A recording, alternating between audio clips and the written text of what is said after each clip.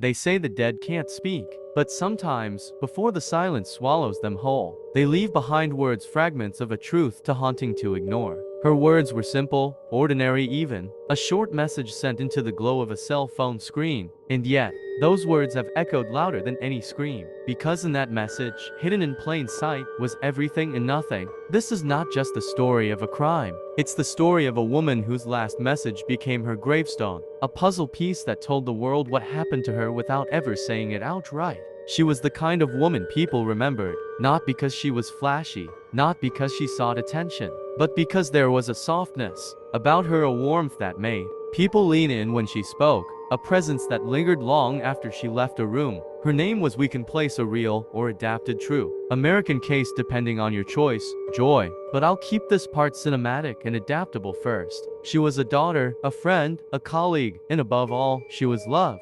On the surface, her life was ordinary. She had a decent job, a circle of friends who adored her, and a relationship that at least from the outside looked steady enough. But beneath the still waters of her life, currents were swirling. Currents that no one could see. Currents that would drag her under before anyone even realized she was drowning. The day it happened began like any other, a work day. Coffee steaming in her cup, her phone buzzing with the routine noise of texts, calls, reminders. She laughed with a friend during lunch, and promised her mom she'd call later that evening. Nothing unusual, nothing sinister. But here's the thing about tragedy, it doesn't arrive with a warning label. It doesn't tap you on the shoulder and whisper, "Be careful, this is your last day." It just comes, sudden, merciless, final. Hours before she disappeared, she sent a message. The kind of message you'd read once, shrug at, and move on. It wasn't a cry for help. It wasn't a dramatic farewell. It was subtle, short, almost incomplete. But later, after she was gone, that message would be replayed over and over. By detectives, by family, by strangers on the internet who would debate its meaning into the night. Some said it was a warning, others said it was a secret goodbye, and some believed it was her way of pointing directly at the person who hurt her. Her last words, disguised as nothing, but really everything. To understand the weight of that message, you have to understand her world. And in her world, one man loomed larger than the rest. He wasn't a stranger. He wasn't a shadow lurking in alleys. He was someone she knew, someone she trusted, maybe even someone she loved. This man knew her rhythms. He knew how she spoke, how she laughed, when she was tired, when she was hiding something. He knew her better than most. And that night, he also knew exactly where she would be. Picture it. The glow of streetlights bleeds across the pavement, the distant hum of cars, the rhythm of a city winding down. She leaves her workplace. Maybe her steps are quickened by the chill in the air. Maybe her phone is still buzzing in her hand. Maybe she's smiling at something she just read. Somewhere between that moment and the silence that followed, her life was torn away. And the only thing she left behind, the only thread investigators had to hold on to, was that last message. When police began piecing the timeline together, the message stood out. At first, it seemed meaningless,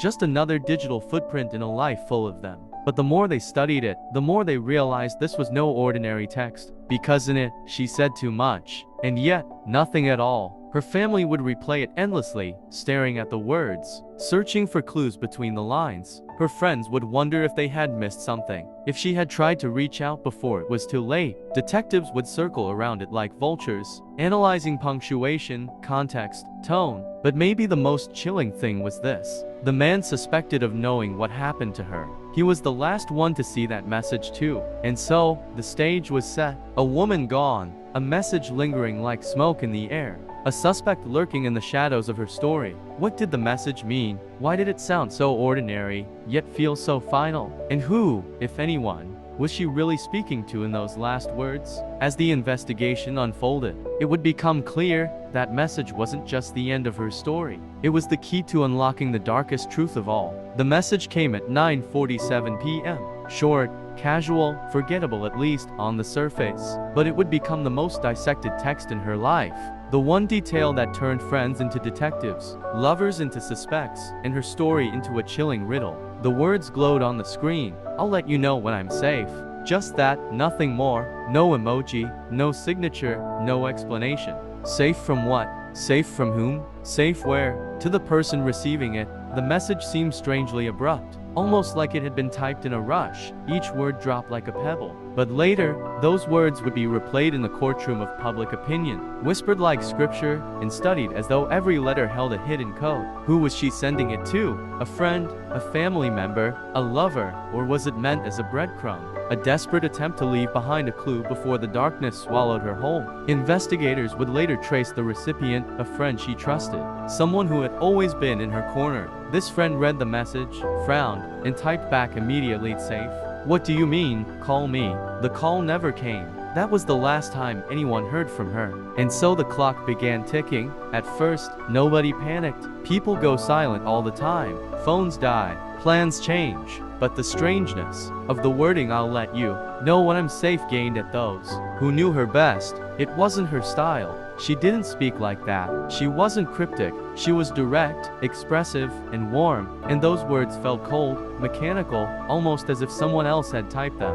Theories swirled in hushed conversations. Was she in danger? Running from someone? Trying to escape a toxic relationship? Or had she stumbled into something she wasn't supposed to see? Her last message became a prism, reflecting different meanings depending on who looked at it. Her mother wept over the thought that her daughter had been afraid in her final moments. Her best friend insisted it had to be a clue. Detectives thought it might be a cover, words typed under duress, while someone stood just out of sight, watching. But perhaps the most haunting interpretation was this. Maybe she knew exactly what was about to happen, and this was her way of speaking beyond the grave.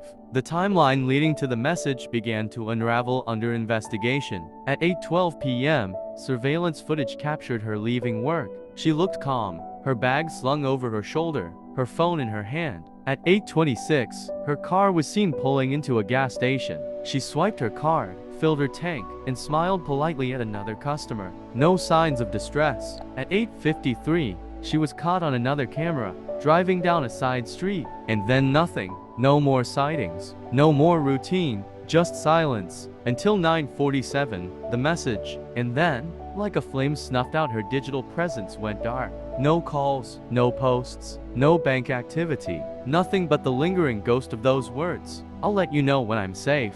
By morning, her friends began calling her phone nonstop. Each ring led to voicemail. Her mother drove to her apartment, only to find the door locked, her car missing, the bed untouched. Police were contacted. At first, they labeled her a possible runaway, another adult who had chosen to vanish, but that explanation collapsed under the weight of the evidence. She had no history of disappearing, no plans to leave, no reason to cut ties. She had groceries in the fridge, bills unpaid, a calendar full of future plans. The last message became the fulcrum on which the entire investigation was balanced. It was too strange to dismiss, to deliberate, to ignore. Detectives pulled the text records, traced the cell tower pings, built a timeline down to the minute, and something didn't fit. The phone had pinged from a cell tower, across town, miles away from where she was last seen, almost as if someone had moved it, almost as if someone wanted to throw the trail off. Was it her who sent that message? Or was it someone else, someone who already knew she would never be safe again? The message tore open the fragile seams of her life. Secrets began to spill. A boyfriend who swore he loved her, but had a temper he couldn't control. A co-worker who had been too interested, too insistent, crossing boundaries she had never invited him to cross. A past relationship that ended badly, leaving behind someone who didn't know how to let go. Every one of them was suddenly a suspect. Every one of them could have been the shadow behind her last words. And the friend who received the message, she began to doubt herself. Should she have called sooner, driven to find her? Was her hesitation the difference between life and death?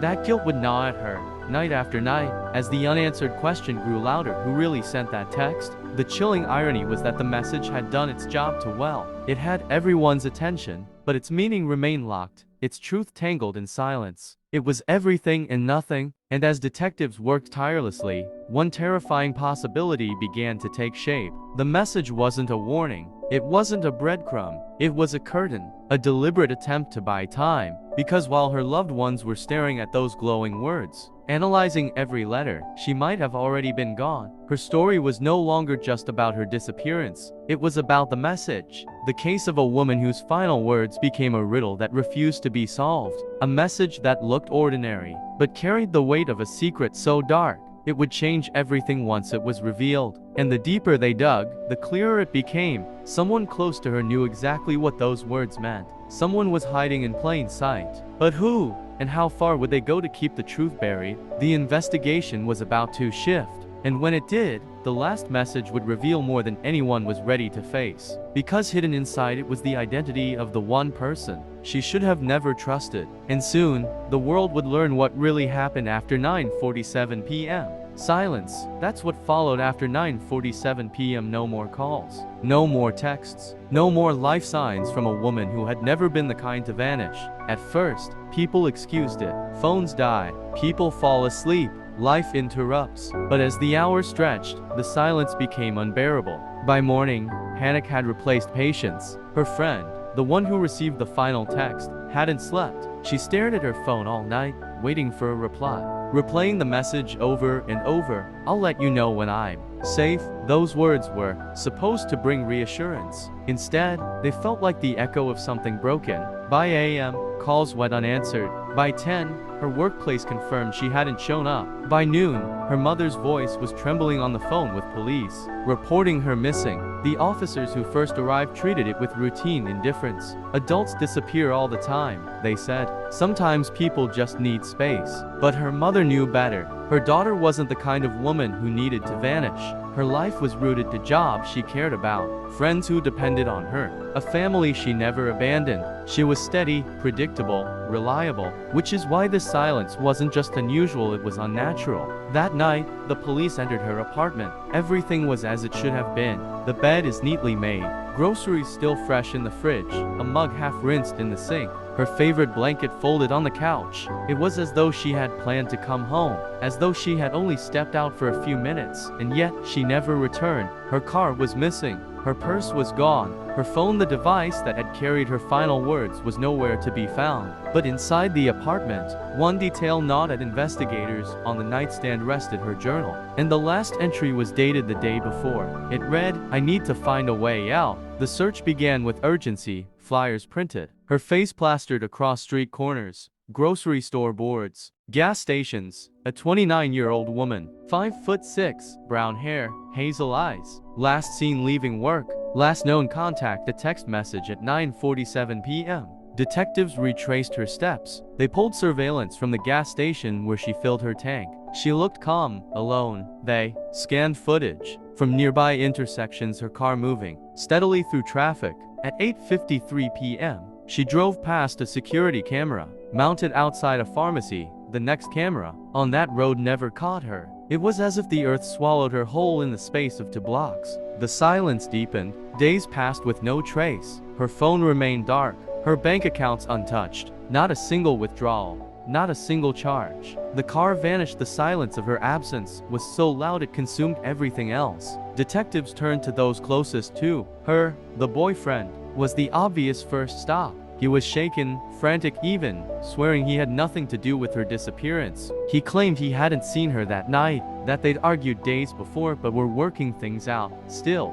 his story had cracks. His alibi was thin, and neighbors whispered about fights they had overheard through the walls. Then there was the coworker, a man who had grown too close, who joked about stealing her away even though she was already in a relationship. He said he adored her, but obsession often hides beneath the word adore. He admitted they had spoken briefly the day she vanished, but he denied seeing her that evening. And then, the ex, a man she had once trusted years ago, but who hadn't truly let her go. His social media posts were cryptic, his text history scattered with unanswered messages. He swore he'd moved on. His eyes told another story. Every one of them had a motive.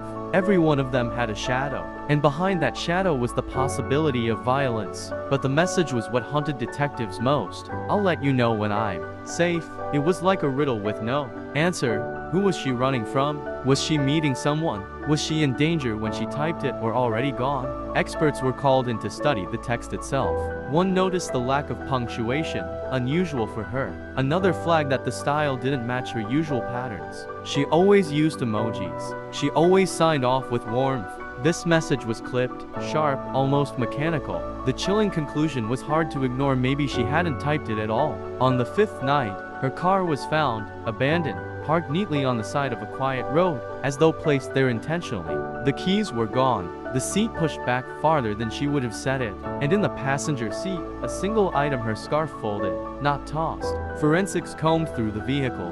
No blood, no fingerprints other than hers. It was too clean, unnaturally clean, almost staged, and with that discovery, the silence of her disappearance turned into noise. News outlets picked it up. Reporters swarmed her neighborhood. Strangers speculated online, tearing apart her last words, creating theories that spread like wildfire. Some said she was alive, running from an abusive relationship. Others claimed she had been kidnapped, forced to send the message under threat. And then there were the darker voices, the ones who whispered that her last message was never hers at all. But the truth was, nobody knew, not yet. All anyone had was silence, a message, and the growing sense that the closer you looked, the less it made sense. Days turned into weeks. The case shifted from a missing persons file to something heavier, something darker. Detectives began to use a different word, a word her family dreaded to hear: homicide. Because silence, after long enough, begins to sound like death.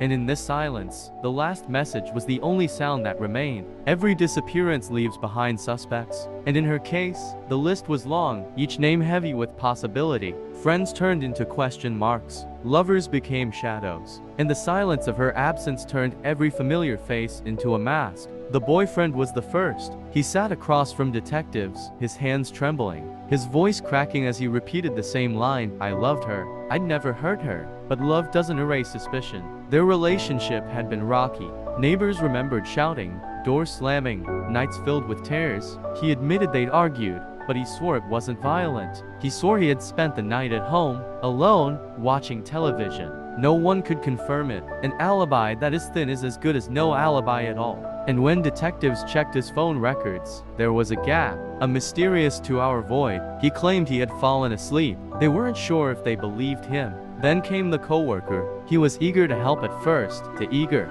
He brought her coffee every morning, hovered by her desk, and found excuses to be near her. People whispered that he was obsessed, that he had crossed lines she wasn't comfortable with.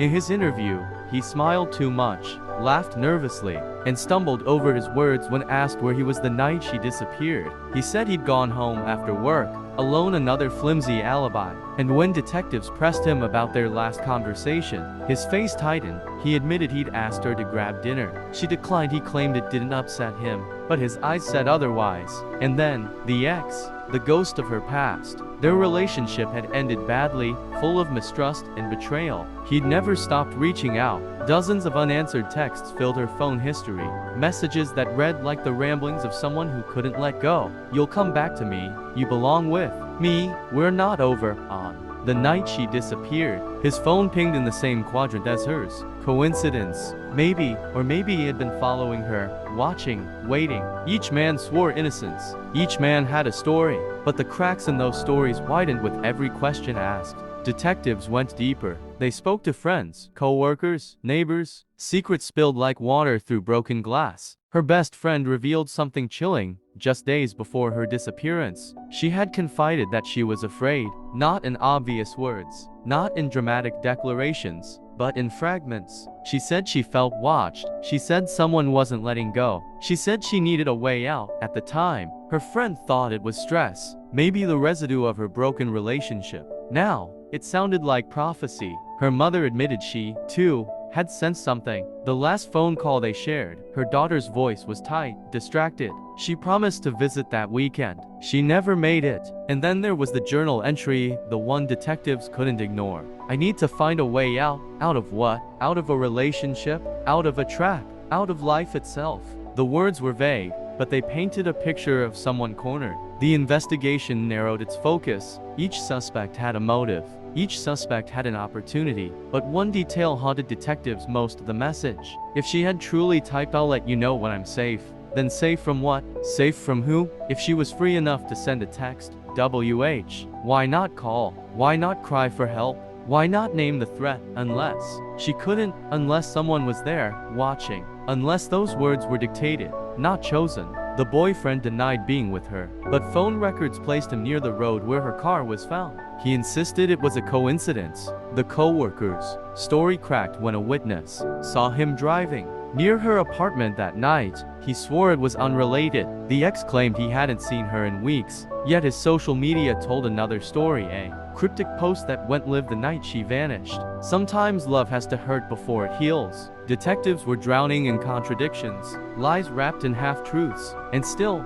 the silence of her absence pressed like a weight on everyone involved. Her case turned the community into hunters of shadows. Everyone speculated. Every theory was dissected. Some believed the boyfriend, jealous and desperate, had snapped. Others pointed to the coworker, whose obsession had crossed into madness. And some whispered about the ex, a man consumed by rage at losing her, unwilling to let go. But then, a twist. Detectives uncovered surveillance footage from a traffic camera, time-stamped just minutes after her last message was sent. It showed her car, but not her driving it. The figure behind the wheel was indistinct, blurred by darkness, but unmistakably male. Her car, her message, and not her behind the wheel. The silence had just spoken. The revelation exploded everything. Suddenly, the message wasn't just mysterious, it was damning. If she hadn't been the one to drive her car, maybe she hadn't been the one to send the text either. Maybe those words were crafted by her captor, typed deliberately to stall the search, to soothe suspicion,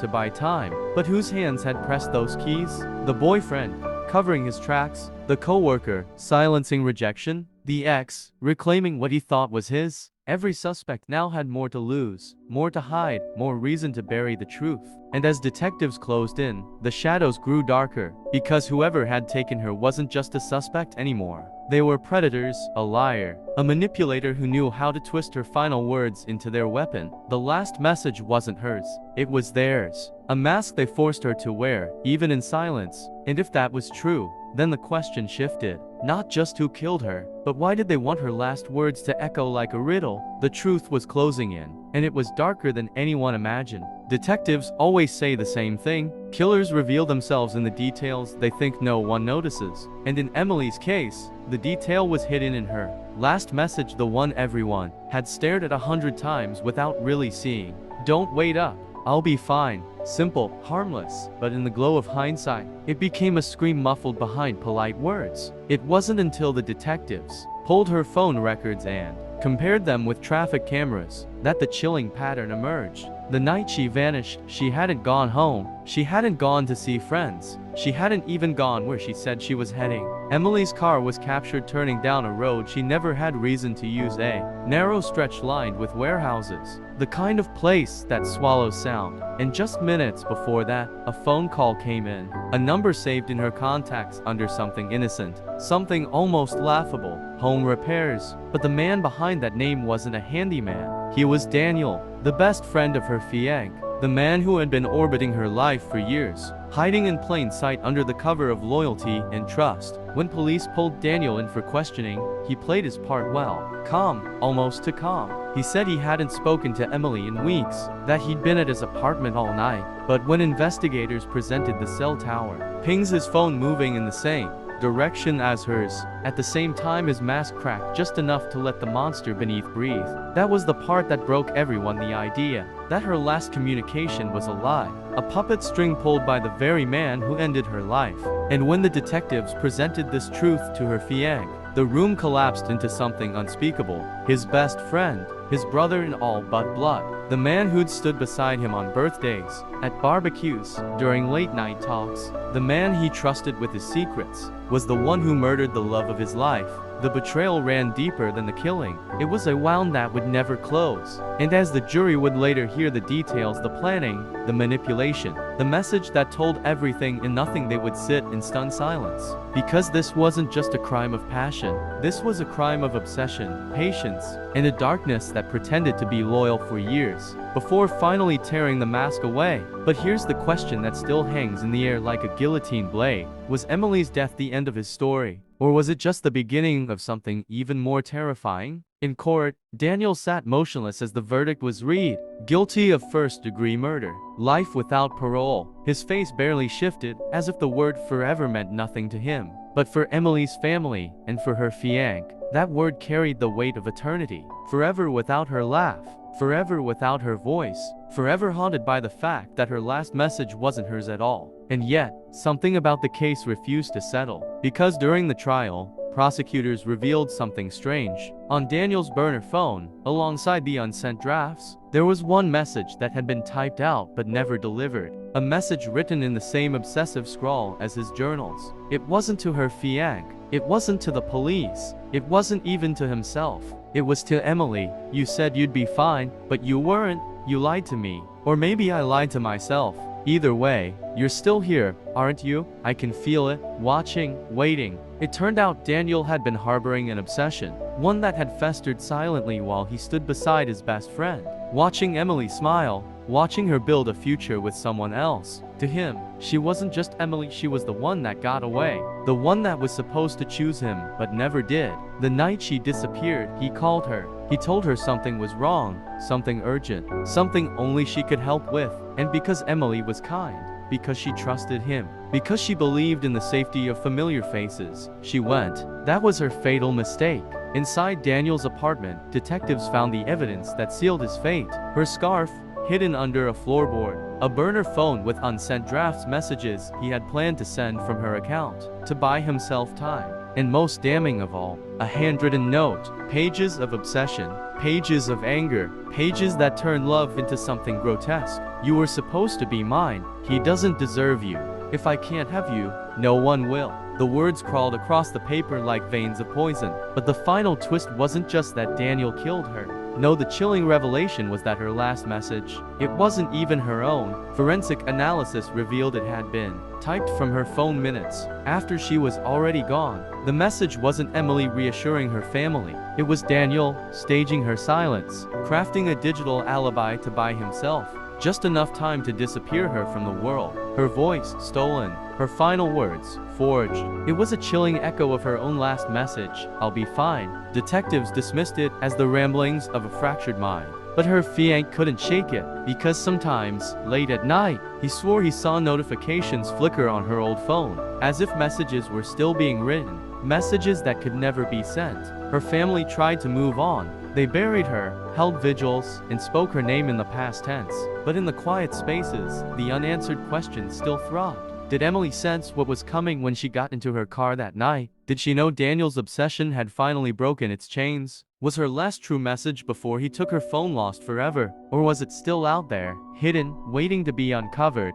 Because the truth is, cases like these never really end. They leave fractures, ghosts, echoes, and sometimes, those echoes bleed through in the most unexpected ways. And so, her story lingers. A message that told everything and nothing. A reminder that love can twist into obsession, that trust can curdle into betrayal, and that silence doesn't always mean peace. Sometimes, it means someone else is holding the phone. So the next time you glance at a message that feels just a little off, ask yourself, did they really write it? Or did someone else make their silence speak? Because Emily's last message wasn't hers. And if it could happen to her, it could happen to anyone. If this story gripped you, if it made your pulse quicken and your mind spiral with what ifs, then you already know you're meant to be here. Join this community of truth seekers, of story unravelers, of souls who can't look away from the darkness that hides in plain sight. Hit subscribe, because the next story might just be darker, and the next silence might be louder than you can bear.